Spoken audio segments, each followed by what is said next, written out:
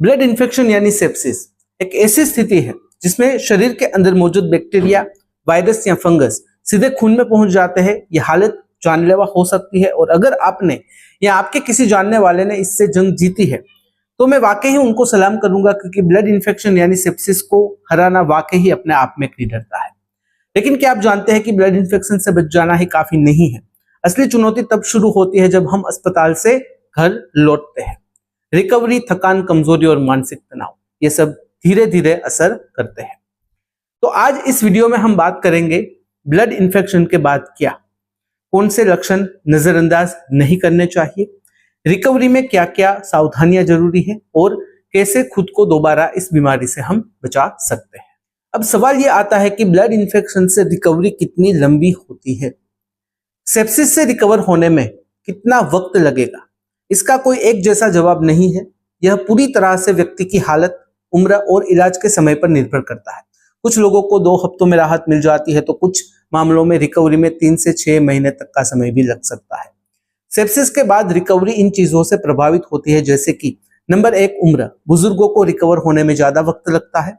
Number 2 pre existing बीमारी, अगर आपको पहले से ही डायबिटीज, हार्ट या किडनी प्रॉब्लम है तो फिर रिकवरी में देरी हो सकती है। नंबर 3 आईसीयू में भर्ती रहना, आईसीयू में लंबे समय तक रहना मांसपेशियों की कमजोरी और मानसिक थकान ला सकता है। नंबर 4 ऑर्गन डैमेज, अगर इन्फेक्शन की वजह से किडनी, लिवर या फेफड़े प्रभावित हुए हैं तो रिकवरी स्लो हो जाती है। याद रखें, सेप्सिस के इलाज से बाहर आना एक स्टेज है, रिकवरी उससे भी लंबा सफर है। अब बात करते हैं सेप्सिस से रिकवरी के बाद होने वाली समस्याओं के बारे में, यानी कि पोस्ट सेप्सिस सिंड्रोम के बारे में।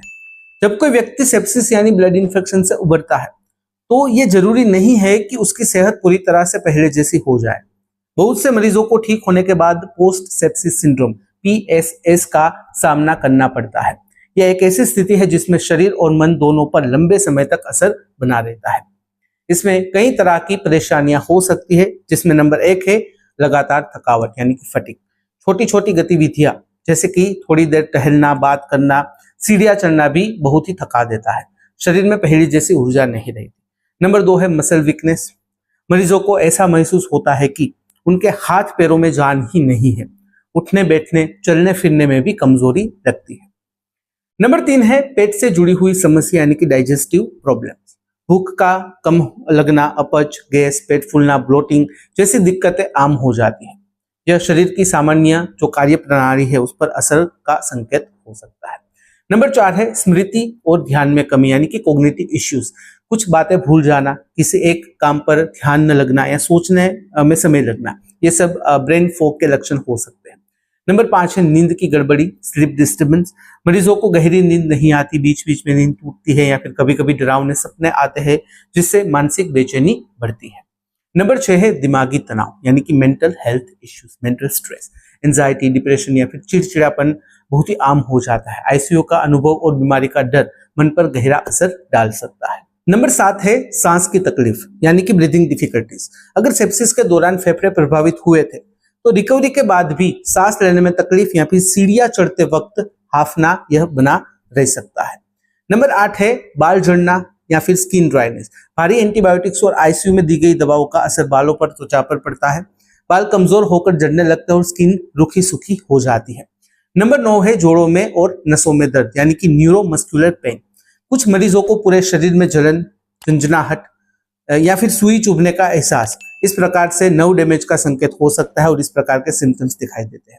ये जो सभी लक्षण है कुछ हफ्तों से लेकर कई महीनों तक बने रहते हैं। इसलिए सेप्सिस से उबरने के बाद भी डॉक्टर की निगरानी, पौष्टिक डाइट और मानसिक स्वास्थ्य का ख्याल रखना बेहद ही जरूरी है। अब बात करते हैं ब्लड इन्फेक्शन से रिकवर होने के बाद रेगुलर बेसिस पर कौन सी जांचें करवानी चाहिए।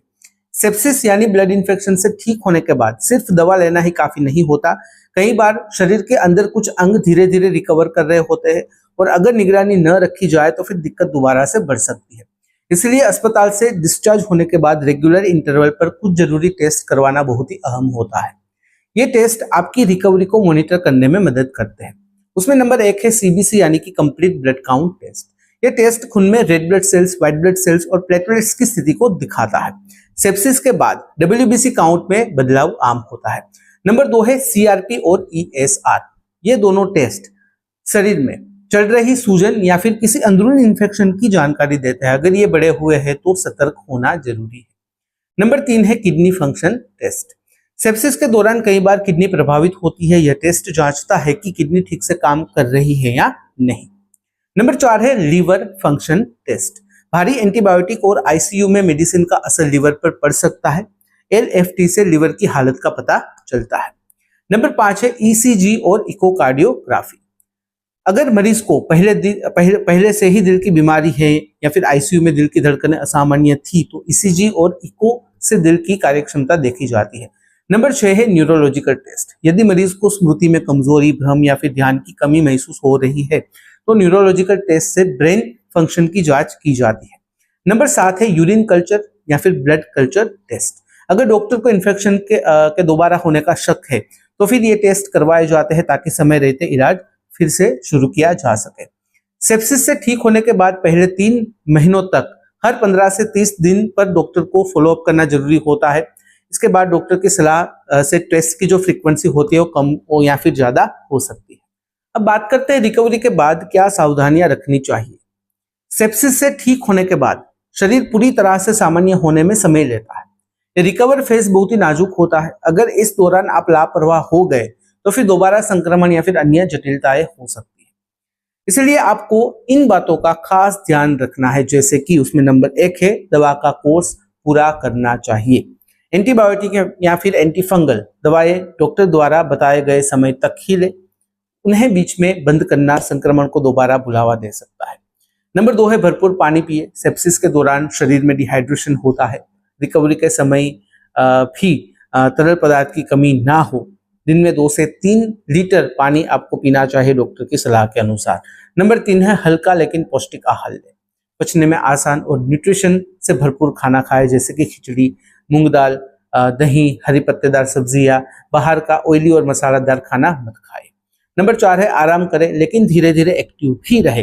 पूरे दिन बिस्तर पर ना रहे। हल्की वॉक, स्ट्रेचिंग और छोटे घरेलू काम आप धीरे धीरे शुरू करें ताकि मसल्स की ताकत लौट सके। नंबर 5 है ब्लड शुगर और ब्लड प्रेशर को कंट्रोल में रखें। डायबिटीज और हाइपरटेंशन से सेप्सिस की दोबारा आशंका बढ़ जाती है। अपनी दवाएं समय पर ले और नियमित मॉनिटरिंग करें। नंबर 6 है साफ सफाई का पूरा ध्यान रखें। छोटे छोटे कट, स्किन इन्फेक्शन, फोड़ा, फुंसी या फिर यूटीआई से भी दोबारा इन्फेक्शन हो सकता है। शरीर को साफ रखें और जो भी घाव है उसकी देखभाल करें। नंबर 7 है दवाएं और सप्लीमेंट्स डॉक्टर से पूछ कर ही ले। कोई भी सप्लीमेंट, विटामिन या फिर ओटीसी दवा खुद से शुरू ना करें। कुछ दवाएं लिवर या फिर किडनी पर नेगेटिव इम्पैक्ट डाल सकती है। नंबर 8 है प्रोटीन और मल्टीविटामिन जरूरी है। रिकवरी के दौरान प्रोटीन सप्लीमेंट और मल्टीविटामिन शरीर को ताकत देते हैं और इम्यूनिटी बढ़ाने में मदद करते हैं, लेकिन ये डॉक्टर की सलाह के अनुसार ही अपने आप से कुछ भी डिसीजन ना लें। आपका शरीर अभी तक एक गंभीर बीमारी से बाहर निकल रहा है, उसे पूरी तरह से ठीक होने के लिए समय, पोषण और देखभाल तीनों की जरूरत है। अब यहाँ पर एक सवाल आता है कि क्या दोबारा ब्लड इन्फेक्शन हो सकता है? हाँ, सेप्सिस यानी ब्लड इन्फेक्शन एक बार हो चुका है तो दोबारा होने का खतरा बना रहता है, खास तौर पर उन मरीजों में जिनकी इम्यूनिटी कमजोर या फिर उन्हें पहले से ही कोई क्रोनिक बीमारी है। किन लोगों को दोबारा ब्लड इन्फेक्शन का खतरा ज्यादा होता है? उसमें नंबर 1 है बुजुर्ग और छोटे बच्चे। इनकी रोग प्रतिरोधक क्षमता यानी कि इम्यूनिटी कमजोर होती है, जिससे संक्रमण जल्दी से फैल सकता है। नंबर 2 है डायबिटीज वाले मरीज। हाई ब्लड शुगर शरीर की इम्यूनिटी को कमजोर करता है और इन्फेक्शन को बढ़ावा देता है। नंबर 3 है हाल ही में सर्जरी वाले मरीज। सर्जरी के बाद शरीर कुछ समय तक ज्यादा संवेदनशील होता है, सेंसिटिव होता है और बैक्टीरिया को मौका मिल सकता है। नंबर 4 है किडनी या फिर लिवर की पुरानी बीमारी। इन अंगों की कमजोर कार्यक्षमता शरीर को इन्फेक्शन से लड़ने में असमर्थ बना सकती है। नंबर 5 है बार बार यूटीआई यानी कि यूरिनरी ट्रैक इन्फेक्शन होना। अगर मूत्र मार्ग में बार बार संक्रमण होता है तो वो आसानी से खून में फैल सकता है। नंबर 6 है दांतों में पस या सांस की बार बार तकलीफ। अनट्रीटेड डेंटल इन्फेक्शन या फिर बार बार फेफड़ों का इन्फेक्शन भी सेप्सिस का कारण बन सकता है। तो आइए जानते हैं कि कैसे बचे ब्लड इन्फेक्शन की वापसी से। उसमें नंबर 1 है छोटी छोटी बीमारी को भी कभी भी नजरअंदाज न करें। देखिए, शरीर में हल्का बुखार या फिर दर्द या सूजन को हल्के में न लें। समय रहते ही उसका इलाज करवाए, जांच करवाए, डॉक्टर से परामर्श करें, कंसल्ट करें। नंबर 2 है लक्षणों पर नजर रखें। अगर बार बार बुखार आता है, कम कपी होती है, कंफ्यूजन होता है, इस प्रकार के लक्षण दिखाई देते हैं तो तुरंत ही डॉक्टर से मिले और जांच करवाए। नंबर 3 है वैक्सीनेशन करवाए। फ्लू और न्यूमोनिया वैक्सीन सेप्सिस के कुछ आम कारणों से बचा सकती है, डॉक्टर की सलाह ले। नंबर 4 है हाइजीन का ध्यान रखें। स्किन में कोई कट है, घाव है, यूरिन या फिर डेंटल की समस्या है, जल्दी ट्रीट करें। हाथ धोना, साफ सफाई और स्वच्छ वातावरण बनाए रखना भी जरूरी होता है। अगर आपको एक बार सेप्सिस हो चुका है तो आपका शरीर अब हाई अलर्ट मोड में रहना चाहिए। जागरूक रहना और समय पर प्रतिक्रिया देना ही सबसे बड़ा बचाव है। अब बात करते हैं सेप्सिस से रिकवरी के बाद मेंटल हेल्थ का ख्याल कैसे रखें उसके बारे में। सेप्सिस से सिर्फ शरीर नहीं टूटता, दिमाग और मन भी गहरे जख्म झेलते हैं। आईसीयू में बिताए गए पल, दर्द, अकेलापन और अनिश्चितता, ये सब आपके मन पर गहरा असर छोड़ सकते हैं।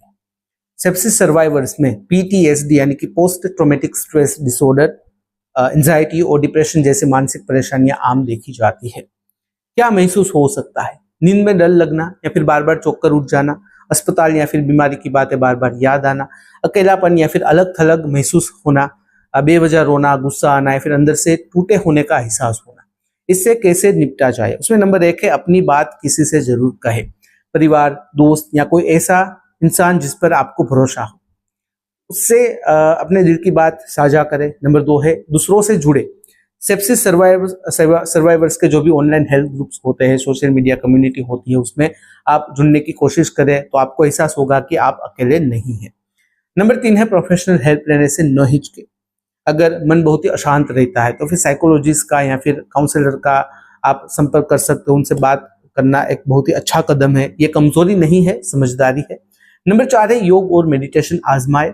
प्राणायाम, सांस लेने की टेक्निक्स और रोजाना कुछ मिनट का मेडिटेशन मन को धीरे धीरे शांत कर सकता है। आपने ब्लड इन्फेक्शन से लड़कर जीत हासिल की है, ये कोई छोटी बात नहीं है। अब वक्त है इस जीत को बनाए रखने का। इस जानकारी को अपने परिवार, दोस्तों के साथ उन लोगों तक पहुंचाए जो कभी ना कभी इस जंग से गुजर चुके हैं। अगर इस वीडियो से रिलेटेड कोई भी सवाल है, कमेंट में आप बेझिझक पूछ सकते हो। कमेंट में अगर आप अनकंफर्टेबल हो, डायरेक्टली मुझे मेल कर सकते हो qa.ham@gmail.com पर। तो फिलहाल इस वीडियो में बस इतना ही। आज का वीडियो ध्यान से देखने और सुनने के लिए आपका धन्यवाद। जय हिंद, जय भारत।